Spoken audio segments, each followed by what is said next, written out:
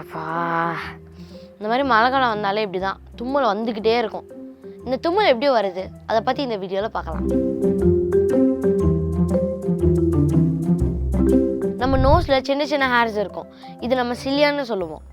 இந்த சிலியா நம்ம மூக்கில் இருக்கிற அன்வான்டட் டஸ்ட் பார்ட்டிகல்ஸ், ஏர், வாட்டர் இந்த மாதிரி விஷயங்களை வெளியே அனுப்புறதுக்கு ஹெல்ப் பண்ணுது.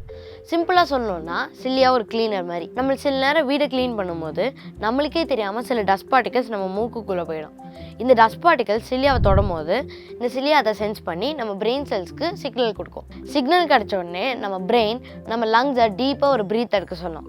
நெக்ஸ்ட் மொமெண்ட் நம்ம வாயிலேருந்து மூக்கில் இருந்தோம் அப்ராக்சிமேட்டாக 100 mph ஸ்பீடில் நம்மளுக்கு தும்மல் வரும். இந்த காற்றோட ஃபோர்ஸ்னால நம்ம மூக்கில் இருக்கிற அன்வான்டட் டஸ்ட் பார்ட்டிகல்ஸ் எல்லாம் வெளியேற்றி இந்த சிலியா அதோட வேலையை முடிச்சிடும். நம்ம இந்த தும்மலை கண்ட்ரோல் பண்ண ட்ரை பண்ணோம்னா நம்ம மூக்கில் இருக்கிற unwanted dust particles and water and ஏர் இதெல்லாம் வெளியே போகாது.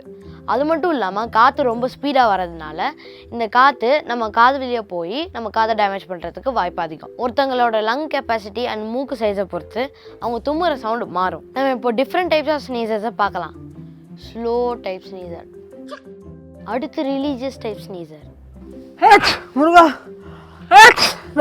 அடுத்து ஓவர் ரியாக்டர், அடுத்து ஸ்டக் இன் டைம் ஸ்னீசர். என்ன சத்தத்தை காணோம்? ஹலோ.